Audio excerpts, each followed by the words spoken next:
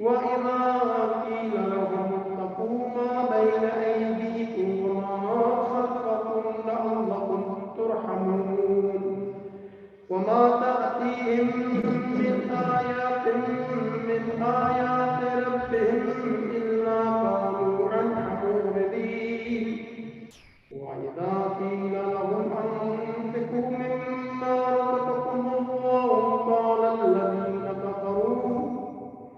قال الذين كفروا للذين آمنوا أنطعم من لو يشاء الله أطعمه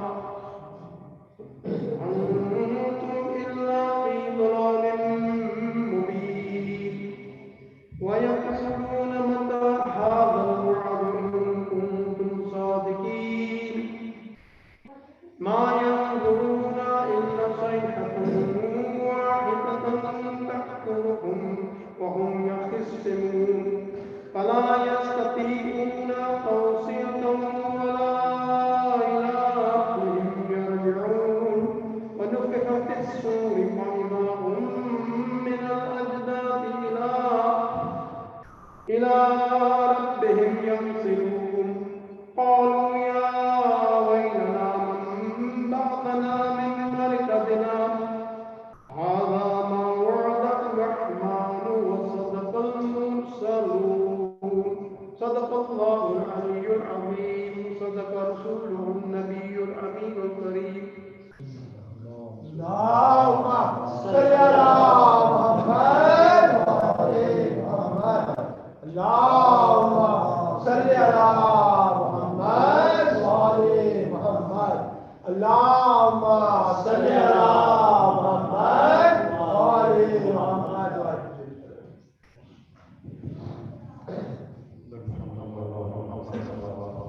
اللهم صل على محمد وعلى محمد اللهم صل على محمد وعلى محمد ایام عزا 1412 سے زندگی آپ کی گزارش کی ہے اس کی مناسبت شہادت کے بارے میں آمد اور بارہ چکرا کے والد بزرگوں کی شہادت سے والد سلام حسن محمد صلی اللہ اللهم صل على محمد وعلى محمد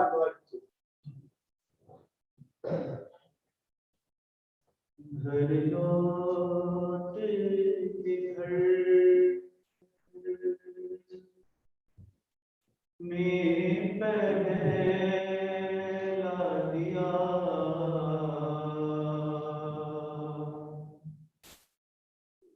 کس طرح جلایا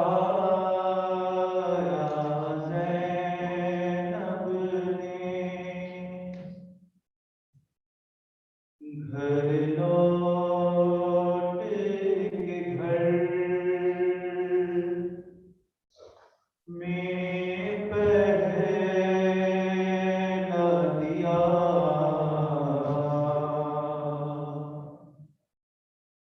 کس طرح جلایا زینب نے بس راہ بھری اور گھٹ گھٹ کر بیٹوں کو پکارا زینب نے گھر لوٹ کے گھر میں پہلا دیا کس طرح جلایا زینب نے پھر کوئی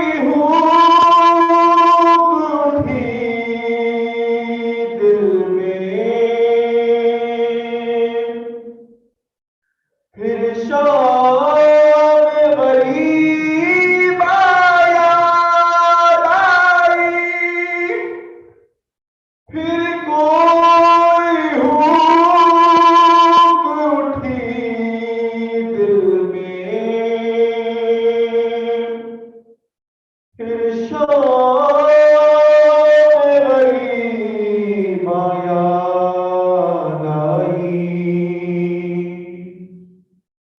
حجروں میں آن محمد کے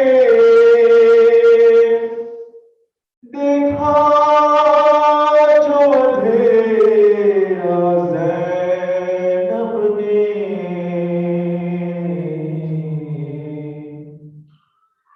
گھر لوٹ کے گھر میں پہلا دیا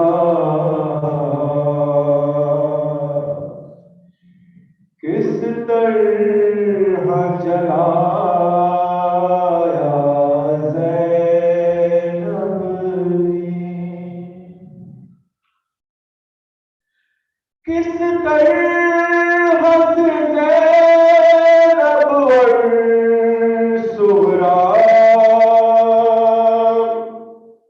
ایک دوجے کو پہچانے گی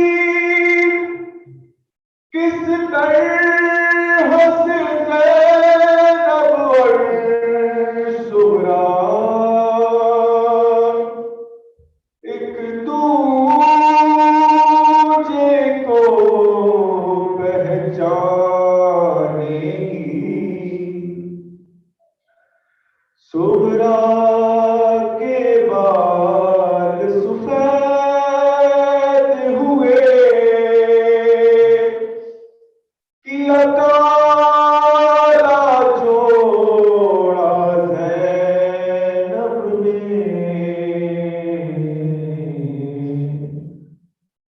گھر لوٹ کے گھر میں پہلا دیا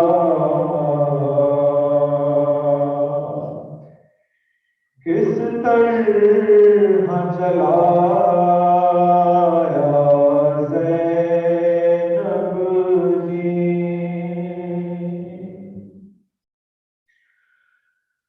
غش آنے سے پہلے دونوں نے ایک دوجے کو بس تھام لیا غش آنے سے پہلے دونوں نے ایک دوجے کو بس تھام لیا سغرا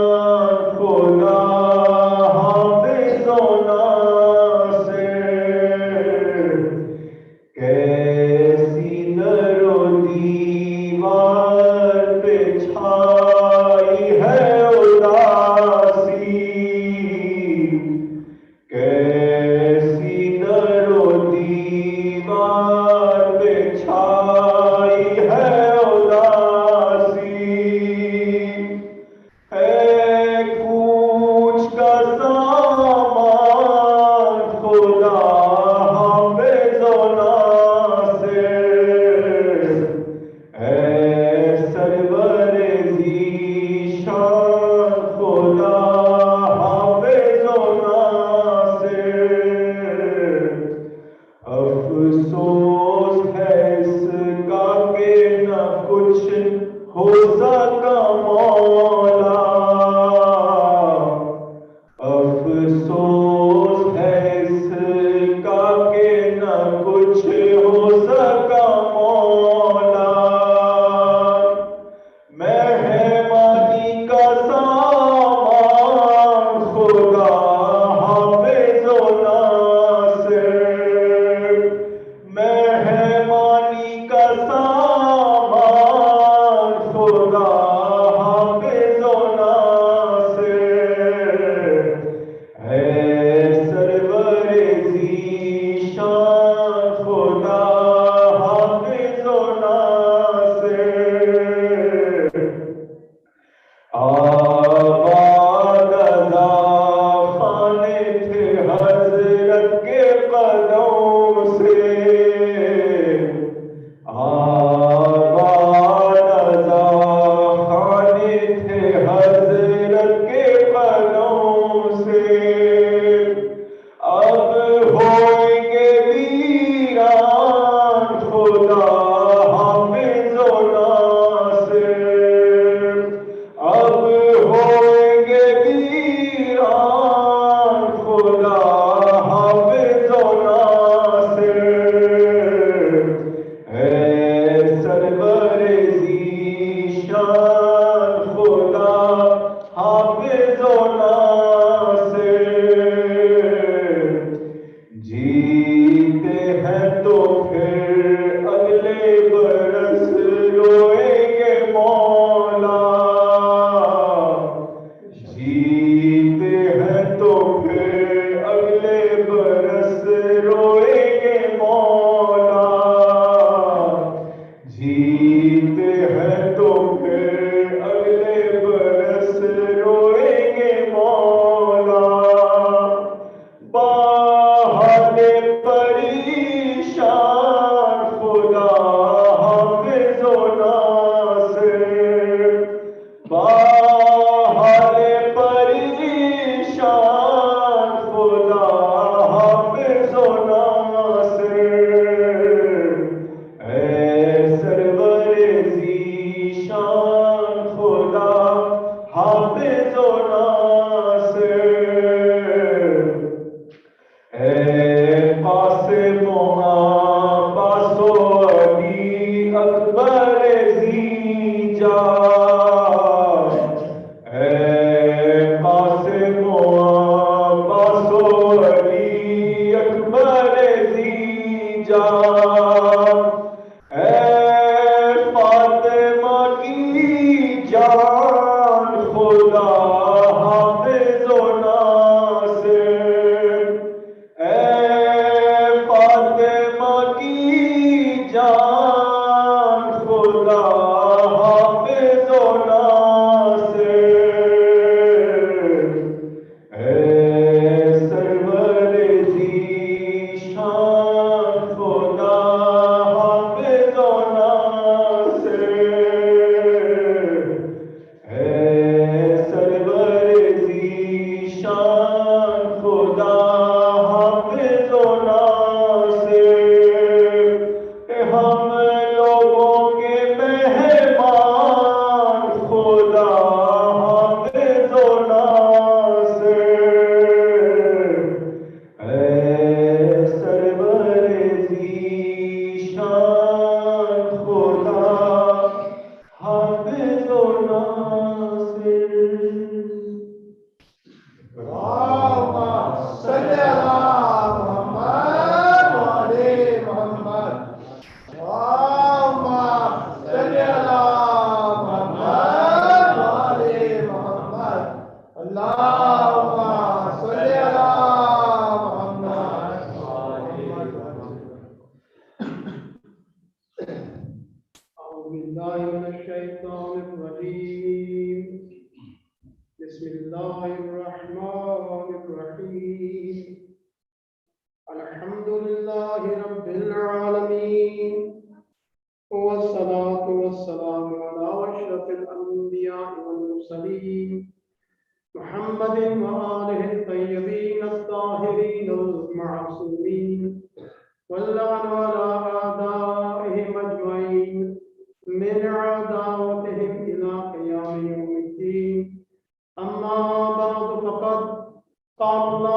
سبحانه وتعالى في كتابه المجيد والفرقان الحميد بسم الله الرحمن الرحيم لا تحسبن الذين قتلوا في سبيل الله أمواتا بل أحياء عند ربهم يرزقون صدق الله العلي العظيم وصدق رسوله النبي الأمين الكريم صلى الله عليه وسلم. اللهم صل على محمد.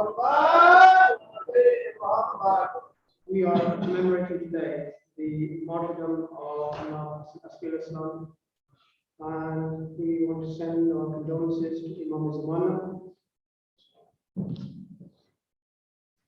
I've been thinking over the past 2 years during the pandemic, and even prior to that, is that the world, and particularly when Muslims talk about world politics, we talk about one country in particular. Either it's America, either it's Israel. When we talk about America, we talk about Israel controls America.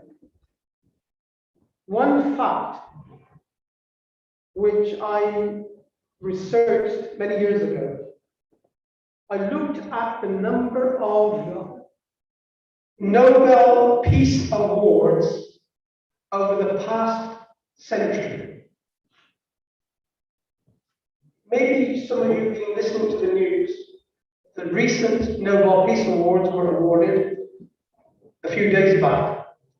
But prior to that, the most people who have received Nobel Peace Prizes is not Muslims, it's not Christians, it's the Jews. What's the reason behind this? There must be a reason. Why is it that 0.001% of the world's population, there's only 17 million Jews, 17 million Jews, which represents 0.001% of the world's population. And yet, when it comes to academics, they are amongst the top academics of the world. Isn't that something to think about? Is it because they ate the man and salwa, and that is the effect that is even today?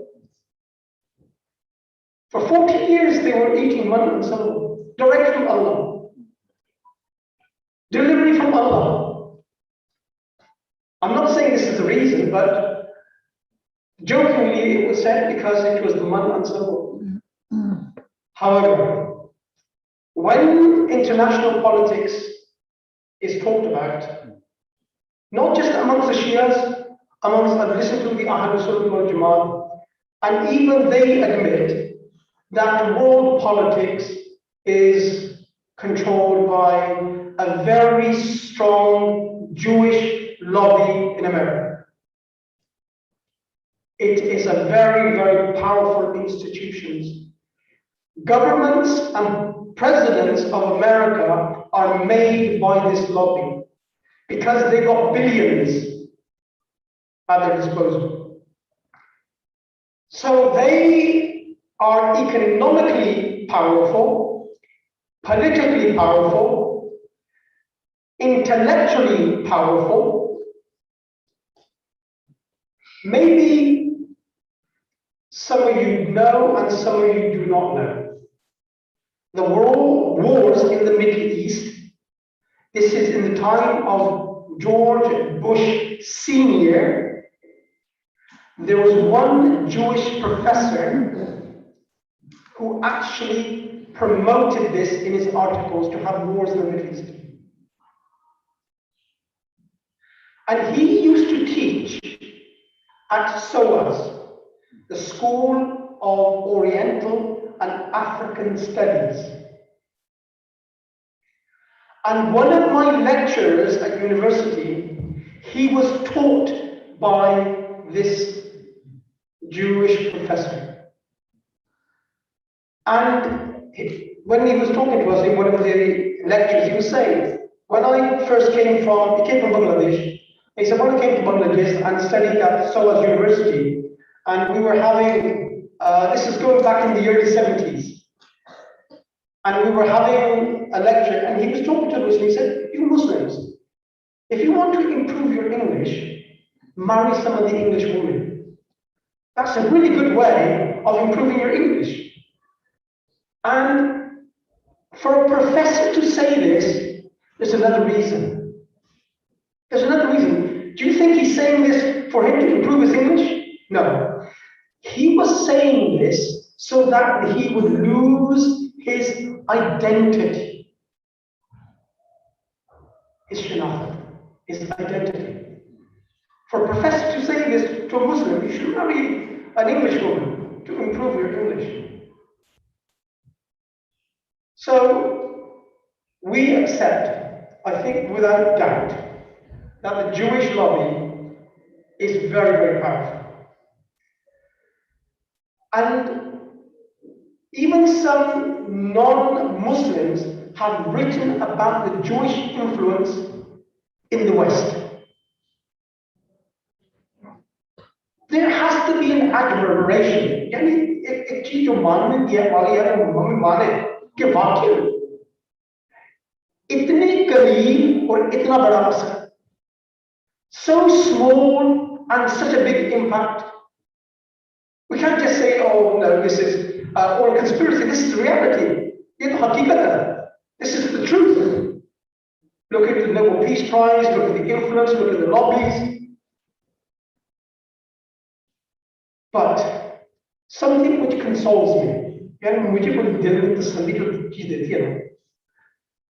I was in the libraries at university, and I looked at the books written about Shias, books written about the Shias. When I looked at them, and I looked where they've been printed, it says Tel Aviv. Not one, not two. Many, many books written on Shiaism have been written by the Jews. And this raised the question in me. I said, why is the most powerful of all people worried about such insignificant Shias?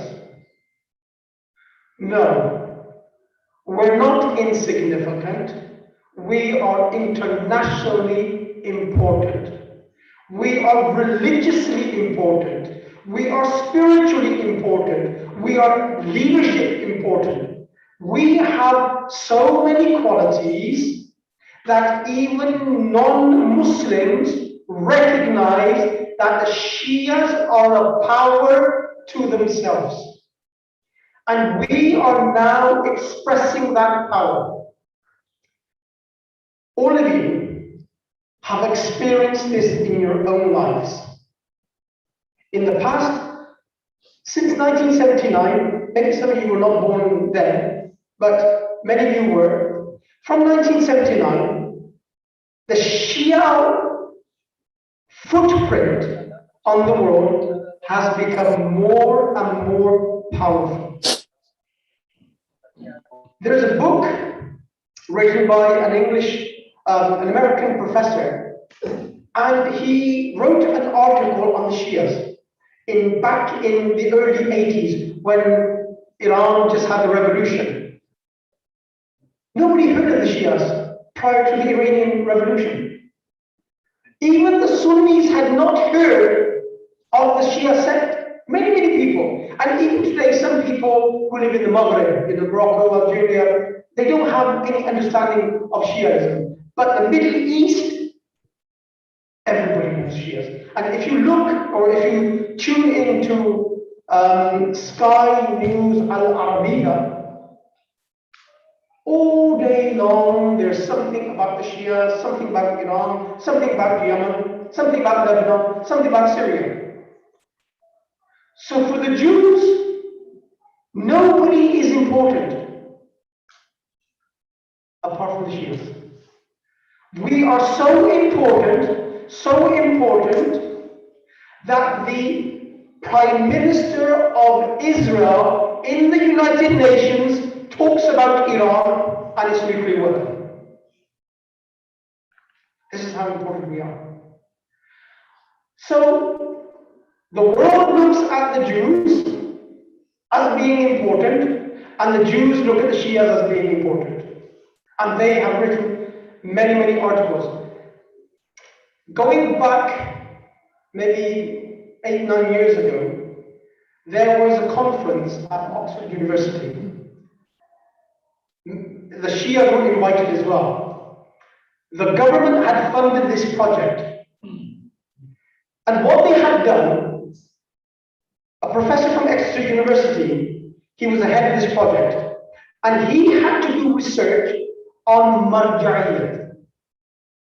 How does marja'iyat work? And what he did, or what the professor did, he employed some Shias from the university, Exeter University, to look in different parts of the marja'iyat system.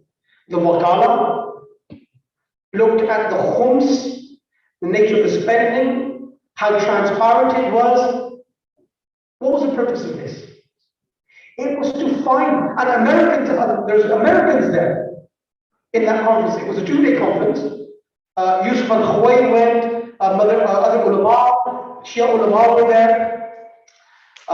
So we participated just to see what they're doing. And they created a 2-volume book, two-volume book on the concept of marja'iyat in Shiaism. And this was funded by the British government. This is something I've experienced myself. Yusuf al-Khawai knows this, and other ulama who participated in this conference, we know this. So we as a nation, we as a faith, are so important that billions and billions have been spent by Al Saud in trying to defame us, destroy us, and to create an anti-Shia force. Daesh. Billions were spent. Billions. Over the past 40 years, 50 years, billions has been spent on what?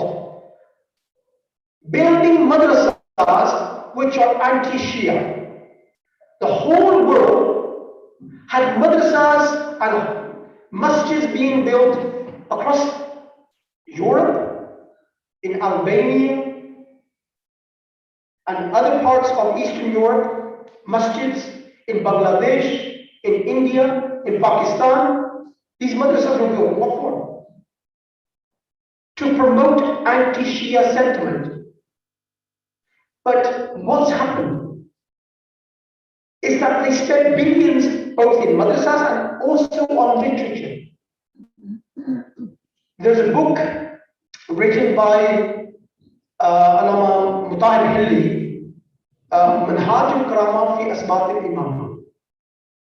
This was going back in the 8th century, and there's a scholar called Ibn Taymiyyah who wrote a reply to this book, and it's called Minhaj al-Sunnah. I think it's in 10 volumes. 10 volumes to answer Allama. And this book is basically a munazara book for the Wahhabis or any Sunni who wants to talk against Shias. It's a whole manuscript of how to deal with every Shia subject. And from there, we had other books which were written against the Shias. The book like Al-Sawahif al-Muharrika, then Tofa Asna Ashariya, then Al-Awasim al-Qawasim. These books were written against the Shias. The question is, why were Sunnis, not during the Wahhabi period, even before then, why were they concerned about a sect which is not important? If we're not important, why talk about us? Why, I have heard this myself, in Jummah khutbahs even today, in Saudi Arabia, and even in some Sunni masjids, they curse the Rawafis. They curse the Rawafis. And I was sat in one Jummah going back a few years ago in a university, and this is what they said. May Allah curse the Rawafis. So they don't curse the Ismailis, they don't curse the Mirzais, it's the Rawafis. That means when they're cursing me, that means I'm important. Because Imam Ali was important, and they cursed him. They're cursing us today. Why? It's because we are important. So the most important people economically, they do not regard the Muslims as a threat. They regard the Shias as a threat. And if you look back over the past 15, 20 years, you will find that every war that the Shias have participated in, every war that the Shias have participated in, we have not lost in recent history. Look at the Iraq-Iran war. The whole world was supplying Saddam Hussein with weapons, money. Iran was by itself. It didn't lose the war. If you come into recent times, look at Hezbollah going back a few years against Israel. They didn't lose the war. Israel lost the war. The same army which could destroy 6 armies in 6 days couldn't destroy Hezbollah in 39 days. 39 days! They couldn't destroy them. And the general had to resign. Couldn't destroy the Shias. And then if you go to Yemen, Houthis with their loincloth, and their chappals. Why? It's because they're being supported by Walat-e-Faqih. Hezbollah is being supported by Walat-e-Faqih. If you look at Iran, if you look at Syria, if you look at Iraq, what happened there? The same thing. Just the Walat-e-Faqih and the Marja'iyyah destroyed the most powerful of lunatics the world has ever seen. America couldn't destroy them. America could not destroy Taliban. How can we ever destroy Shias? So we have something within Shiaism which is powerful. These two things which Imam Hassan Askari al-Islam has left us.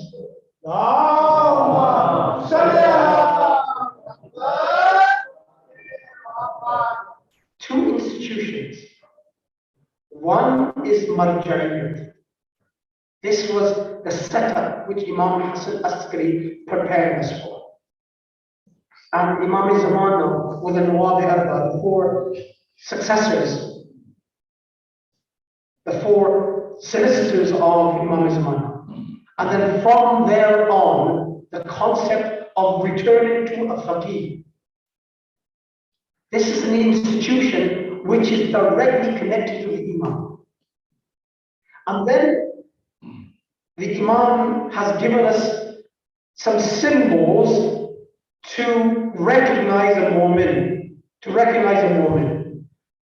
One is to pray 51 rakats. And may Allah give us the tawfiq that we can perform the 51 rakats. If not the 51, at least the 17 of the wajibs.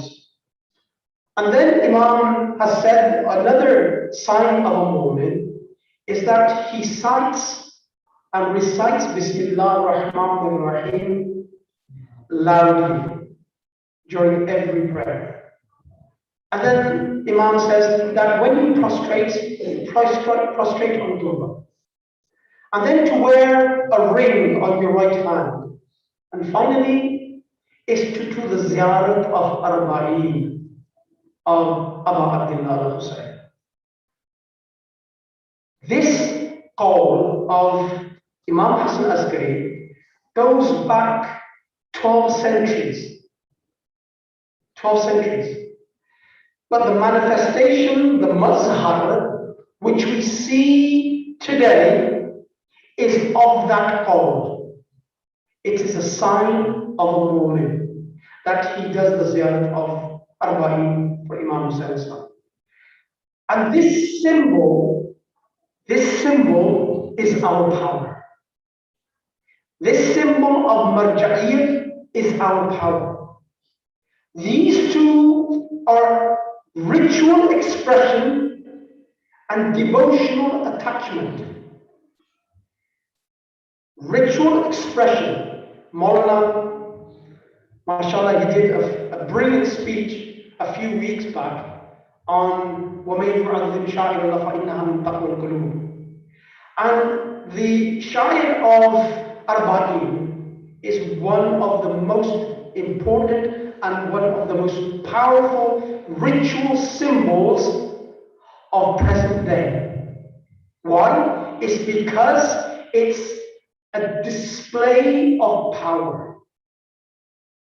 Sometimes nations have to display power. There's a new Air Force aircraft carrier, which is being made by America, costing billions and billions. And when they were doing the commentary, they were saying that this is an expression of power, that we project power in the seas. That it's a whole city. It's America in the Arabian Ocean. It's America in the Indian Ocean. It's America in the Far East, in the Pacific Ocean. And they've got one carrier in every sea of the world. That is their projection of power in the seas.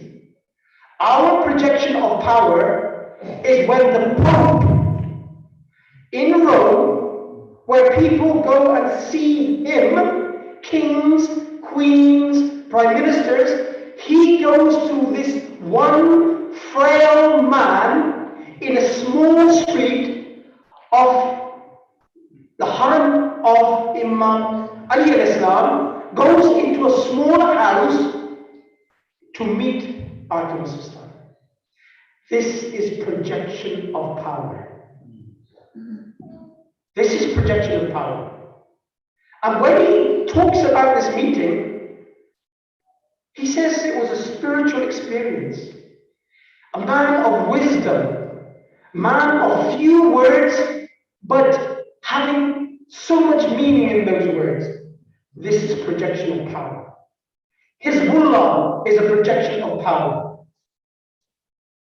So we owe this to who? Our Imams, who have given us these institutions, that we project power without even us realizing. How do we appreciate this? We should appreciate what Allah has given us. And believe you me, some of the Sunni ulama, I have seen this, I've heard this, I've heard it live, I've heard it on social media. They say that we, the Muslim world, meaning Ahlul Sunnah wal Jama'ah, we need a leader like Abu Muhammad. We need somebody like him. We need somebody like Ayatollah Sistani, where world leaders go. Where world leaders go. Where the foreign minister of Pakistan, he goes and visits Abdul Hafiz Bashir in Najaf. And he says it is very, very proud for me that we've got somebody sat in a hawza, recognized by the world, who's a Pakistani. And it's something that we should be proud of as well. That as Pakistanis and also as Shias, connected to the whole of the Shia world, we have an attachment. Going back a few years, there was this Sunni Maulana, he was saying, he said, you Shias are lucky. You got a Shia state. We Sunnis, we are the majority, and we don't have a Sunni state.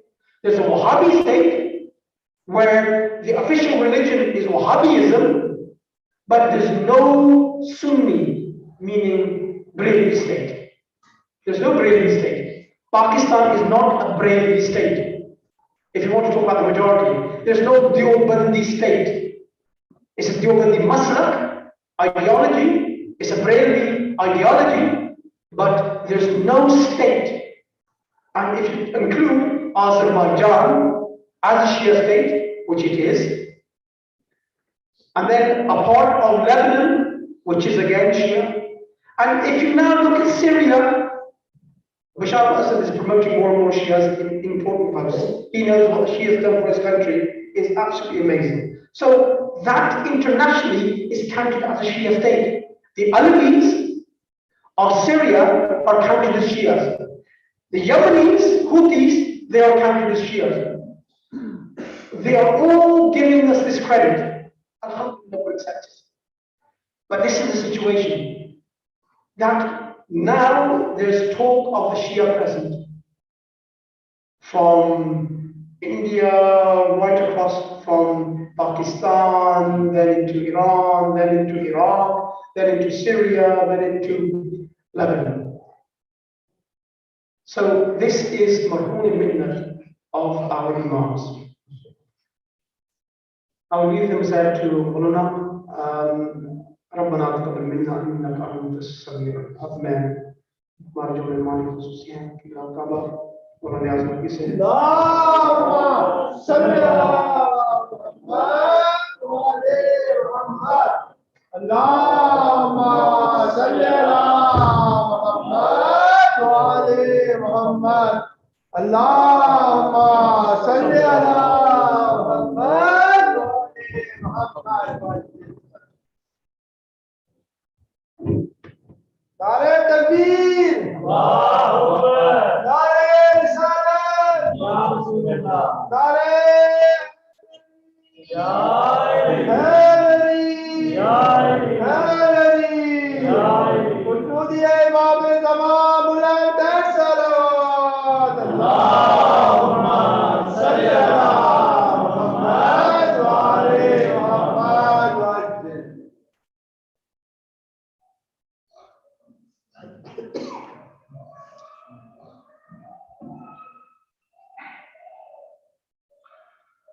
أعوذ بالله من الشيطان اللعين الرجيم بسم الله الرحمن الرحيم الحمد لله رب العالمين الصلاة والسلام على أشرف الأنبياء والمرسلين وعلى آله الطيبين الطاهرين المعصومين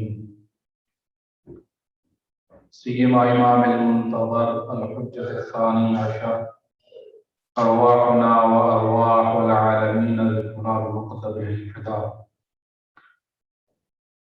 أما بعد فقد قال المعصوم عليه السلام إن أحسن الحسن الخلق الحسن صلوات على محمد وعلى آله اللهم صل على محمد وعلى محمد آئیے مل کے امام زمانہ کی صحت و سلامتی کی دعا پڑھیں بسم اللہ الرحمن الرحیم اللهم صل وليك الحجة ابن الحسن صلواتك عليه وعلى آبائه في هذه الساعة وفي كل ساعة وليا وحافظا وقائدا وناصرا ودليلا ومعينا حتى تسكنه أرضك طوعا وتمتعه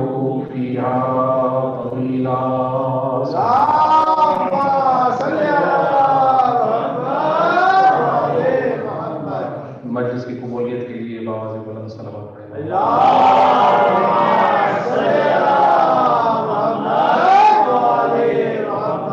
مریضوں کی شفایابی کے لیے صلوات پڑھیں اللهم صل على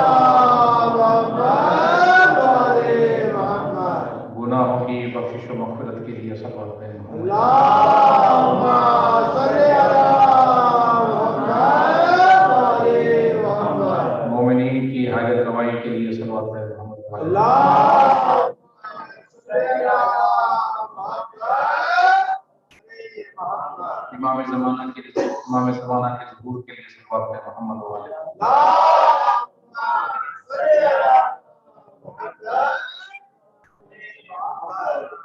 اور دیگر علامہ تمام حضرتان کا اس فرش عزا پہ تشریف لانا اپنی عبادت کی شمار فرمائے، اور جو حاجات لے کر اس خانقاہ مقدس میں آئے اور دیگر عالم تمام مومنین اور مومنات کی حاجات کو پورا فرمائے، اور خاص طور پر دعا ہے جو مومنین مریض ہیں اللہ تعالیٰ ان سب کو شفا کاملہ عطا فرمائے، اور ابھی تک جن کو اللہ تعالیٰ نے محفوظ رکھا ہے اس وبا سے آئندہ بھی ان کو، ان کے اہل و عیال کو، اپنے عزیزوں کو، ان کے دوستوں کو کہیں حفظ و امان میں کراتے ہیں۔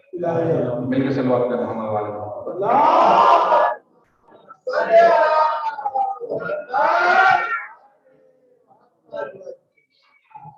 ایام ازا کی آخری مجلس، اگرچہ امام حسین کا ذکر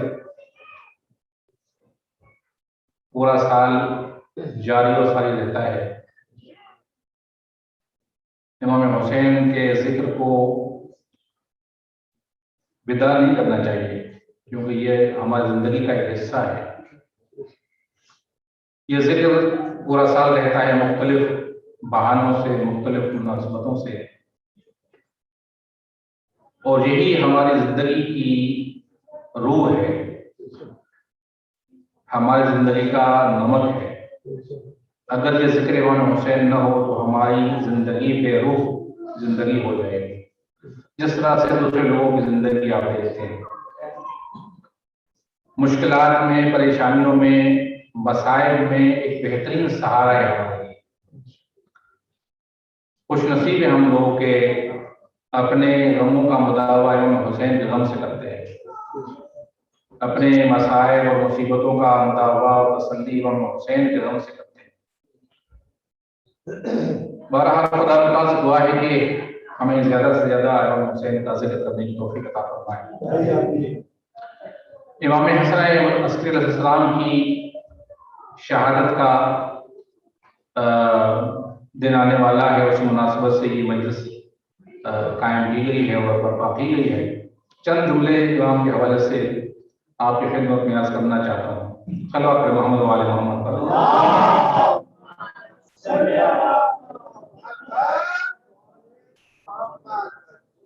امام حسن علیہ السلام کی عمر، جس عمر میں آپ شہید ہوئے، آپ تقریباً 28 سال یا 29 سال بعد مورخین کہتے ہیں 28 یا 29 سال کی عمر میں آپ کی شہادت ہوئی۔ سب سے کم عمر شہید جو امام ہیں وہ امام تقی علیہ السلام ہے، اس کے بعد امام حسن عسکری علیہ السلام کی شہادت 28 سال کی عمر میں ہوئی ہے۔ آپ کی امامت کا دور تقریباً 6 سال ہے۔ 6 سال آپ نے امامت کے منصب کو جو ہے وہ پایا ہے، اور آپ کے القاب میں جو مشہور معروف لقب ہے وہ جناب عسکری علیہ السلام کا لقب ہے۔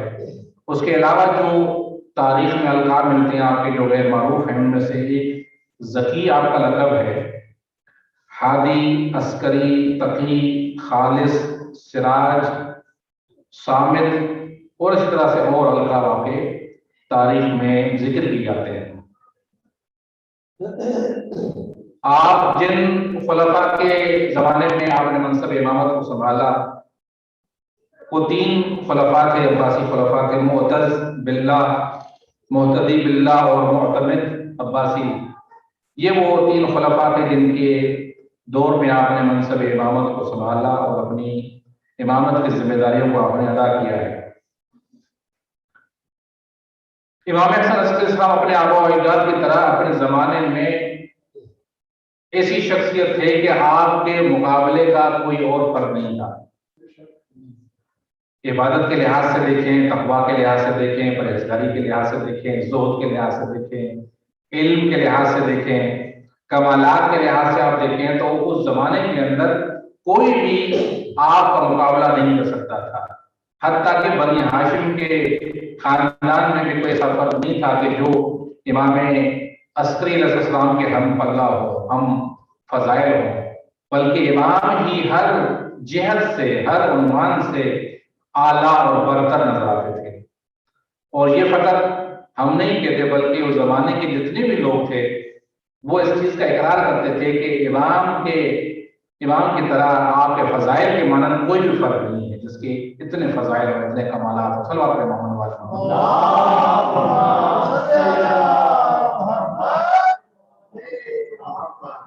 اس امام کی امامت کا اندازہ آپ اس سے اس امام کی عبادت کا اندازہ آپ اس سے لگا سکتے ہیں کہ امام کی عبادت کا انداز کیا ہوگا کہ جب آپ کو ایک مرتبہ زندان میں قید کیا جاتا ہے اور دو ایسے افراد آپ پر مسلط کی جاتے ہیں، یعنی زندان بند تھے، دو ایسے مسلط کی جاتے ہیں کہ ان کو جب رکھا گیا تھا تو یہ سمجھ کر رکھا گیا تھا کہ یہ بدترین انسان ہے اپنے زمانے میں، بدترین ظالم سخت دل بہت بڑے افراد سمجھ کے ان کو امام کے اوپر نگہبان رکھا گیا تھا کہ یہ لوگ امام کو تکلیف پہنچائے، امام کو سختی میں رکھیں۔ لیکن یہی لوگ جب امام کی عبادت کو دیکھتے تھے تو تاریخ میں یہ ملتا ہے کہ وہ اتنے منقلب ہو گئے کہ ان کے جیسا کوئی اور عبادت گزار لوگوں کو نظر نہیں آیا۔ یعنی امام کی عبادت کا اثر یہ ہوا کہ ان سخت دل اور ظالم لوگوں کے اوپر اتنا اثر ہوا کہ وہ بھی عبادت گزار ہو گئے۔ وہ جب ان سے کسی نے پوچھا کہ آپ نے کیا دیکھا امام کے ساتھ، تو انہوں نے کہا کہ ہم جب بھی دیکھتے تھے تو دن میں روزے رکھتے تھے اور رات کو عبادت کرتے تھے، اور جب بھی ہمیں نگاہ اٹھا کر دیکھتے تھے تو ہم ان کی ہیبت کی وجہ سے لرزنے لگتے تھے۔ اور عمر آپ کی کتنی؟ 28 سال۔ 28 سال کی عمر میں آپ شہید ہوئے ہیں، ایک جوان کی عمر ہوئی ہے، ایک پوری بھرپور جوانی کی عمر ہے 28 سال۔ لیکن امام عبادت کے لحاظ سے کیونکہ خاندان اہل بیت سے آپ کا تعلق ہے تو وہ امام بھی اپنے آبا و اجداد سے عبادت میں کم نظر نہیں آتے۔ سب آپ محمد والے محمد۔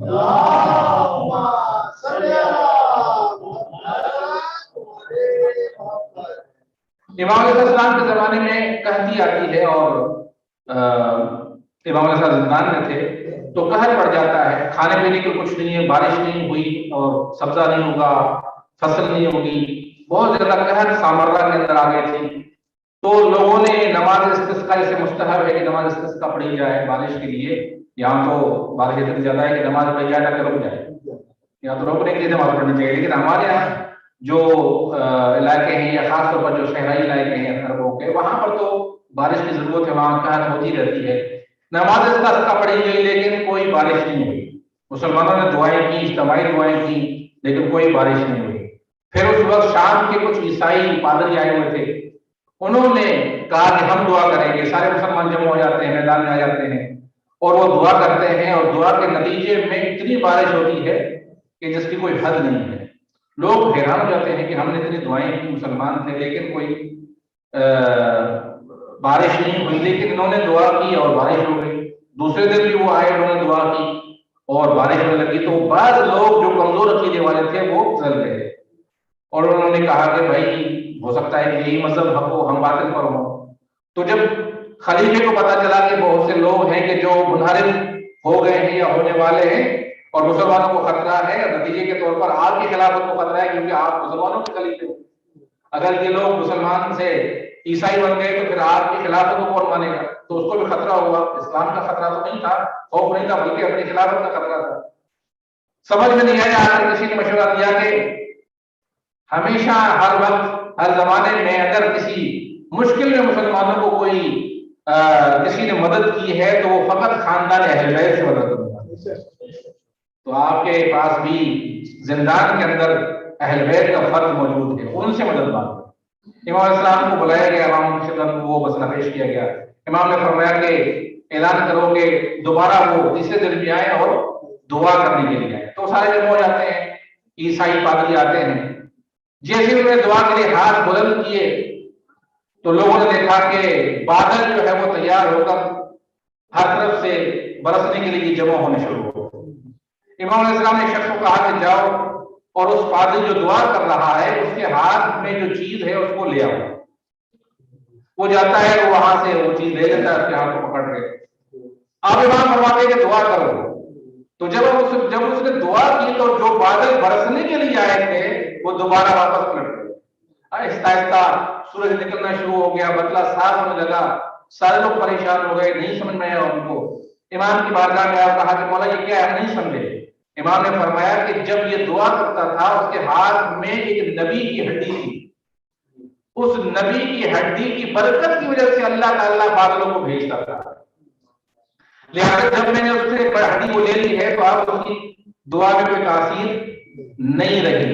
لہٰذا امام علیہ السلام نے اس ہڈی کو دفنا دیا اور پھر جب امام نے دعا کی ہے تو پھر دوبارہ بادل آتے ہیں اور برسنا شروع کرتے ہیں. صلوات پڑھیں محمد والے کو.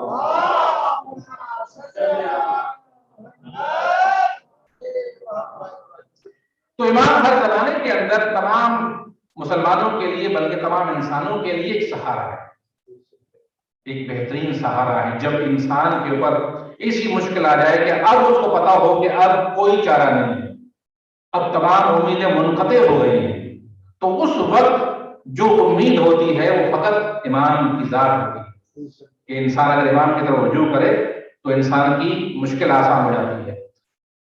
جہاں امام علیہ السلام مشکلات حل کرتے تھے لوگوں کی، وہاں دین کی مشکلات اور اسلام کے اوپر جو مشکلات آتی تھی ان کو ابھی دفاع کرتے تھے، ان کا مسئلہ حل کرواتے تھے.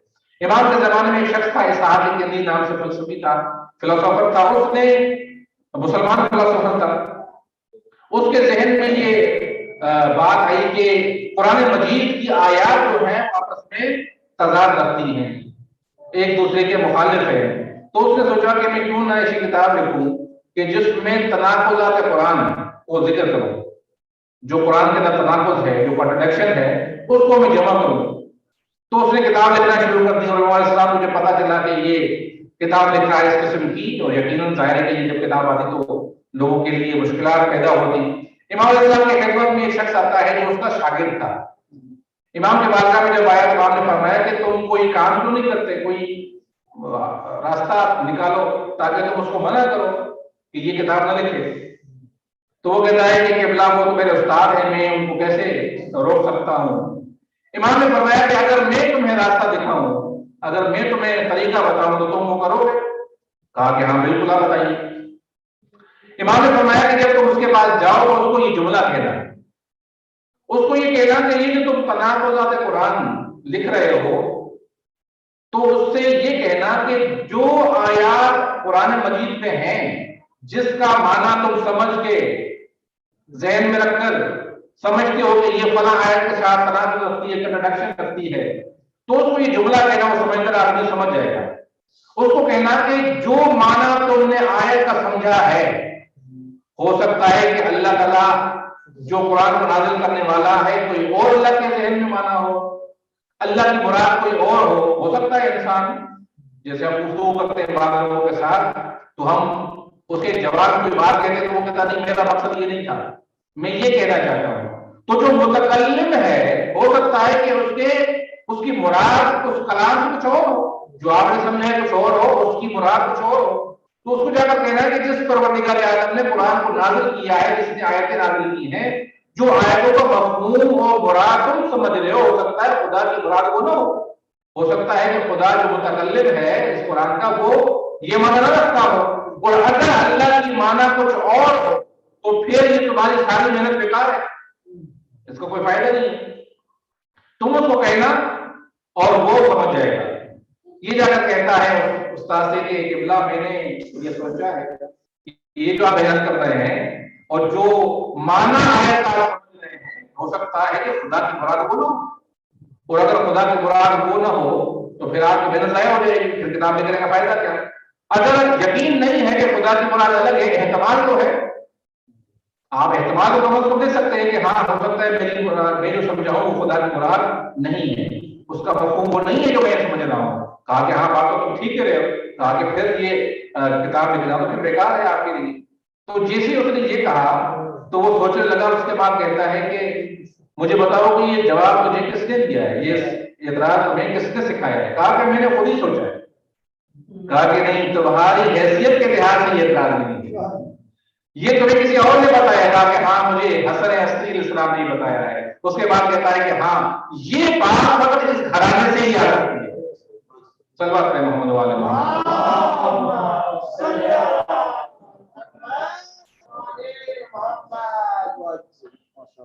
امام حسن عسکری صاحب کا زمانہ بہت ہی اہم زمانہ تھا. اگر آپ ائمہ کی سیرت کو پڑھیں تو امام حسن علیہ السلام کا جو زمانہ تھا وہ بہت ہی مختلف زمانہ تھا. اور یہاں پر میں روک کر آپ کی خدمت میں عرض کروں کہ جب ائمہ کی سیرت کو پڑھا جاتا ہے اور ائمہ کی سیرت میں ہم مختلف پہلو دیکھتے ہیں، مختلف آپ کے رویے دیکھتے ہیں. کہیں پہ ایک امام آپ کو جنگ کرتے ہوئے نظر آتا ہے، کہیں پر ایک امام آپ کو صلح کرتے ہوئے نظر آتا ہے، کہیں پہ ایک امام حکومت کو ٹھکراتا ہوا نظر آتا ہے، کہیں پر امام حکومت کو قبول کرتا ہوا نظر آتا ہے. سمجھے نا آپ کی؟ تو امام کی سیرتوں میں جب آپ دیکھتے ہیں تو آپ کو مختلف رنگ نظر آتے ہیں، مختلف رویے نظر آتے ہیں، مختلف عمل نظر آتے ہیں.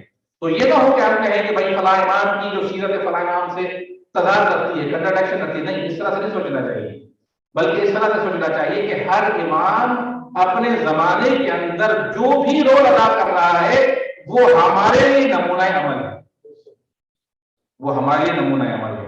اگر امام صلح کر رہا ہے تو ہمارے لیے وہ نمونہ ہے، اگر امام جنگ کر رہا ہے تو وہ ہمارے لیے نمونہ ہے، اگر امام ولایت قیادی کو قبول کر رہا ہے تو وہ ہمارے نمونہ عمل ہے. اور کہیں پہ اگر امام ولایت قیادی کو ٹھکرا رہا ہے، حکومت کو ٹھکرا رہا ہے، خلیفے کے ساتھ بیٹھنا گوارا نہیں کرتا تو یہ بھی ہمارے نمونہ ہے.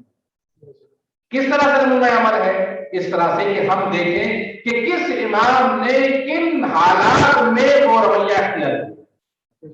امام نے اگر صلح کی ہے تو کن حالات کے لحاظ سے، اگر جنگ کی ہے تو کن حالات کے لحاظ سے، اگر ولایت عہد کو قبول کیا ہے تو کن حالات کے لحاظ سے، اگر امام نے حکومت کو ٹھوکر لگائی ہے تو کن حالات کے لحاظ سے.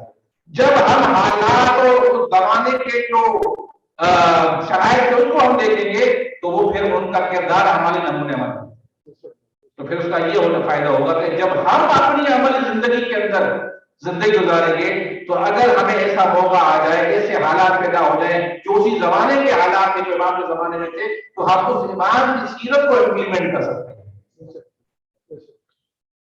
اس امام کی سیرت کو امپلیمنٹ کر سکتے ہیں.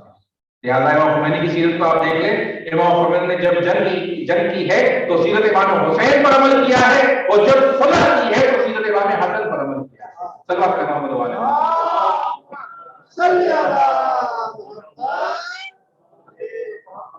لہٰذا نانا لوگ کہتے ہیں، نانا جب ہوگا تو یہ کہتے ہیں یہ کیا بھائی صدارت نے جنگ کی اور پھر آپ صلح کر لی، تو تضاد ہے آپ کی کردار کے اندر. نہیں، تضاد نہیں ہے، یہ امام کی سیرتیں مختلف ہیں اور ان سیرتوں کے جو اسباب ہیں وہ مختلف ہیں. جو وہ سیرت کے وہ اسباب اگر ہماری زندگی میں آ جائیں گے تو ہم اس پر عمل کریں.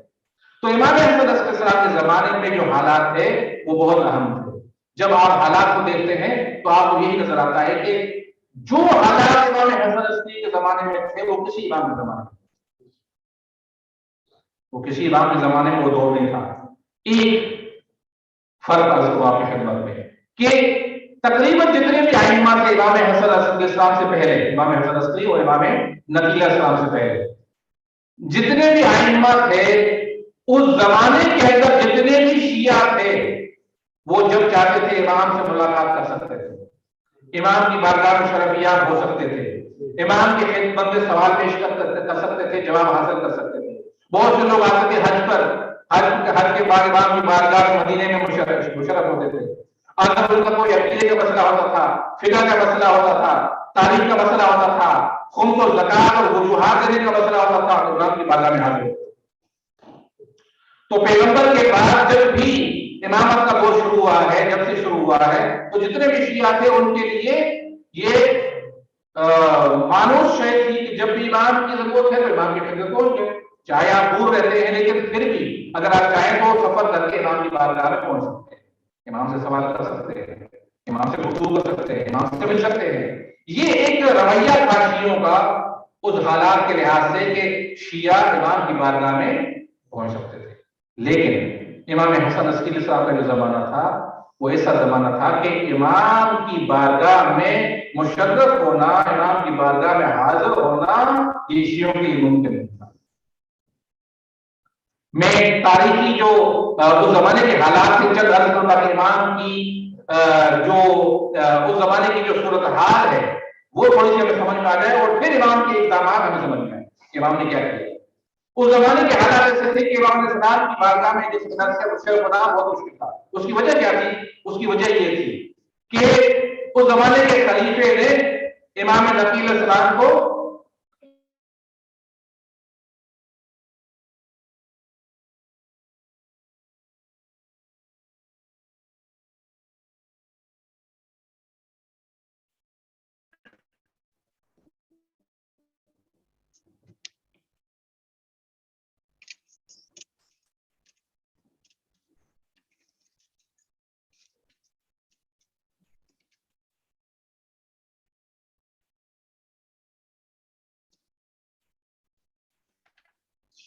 massage.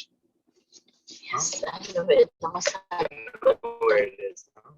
Yeah, under the thing. Yeah. Which one did I like, Maji? You like lumber. You like the lumber. I like stretch, right? Oh yeah, yeah. You like stretch. And Exactly. you like lumber. Yes. Yeah. Even the shoulder is good too.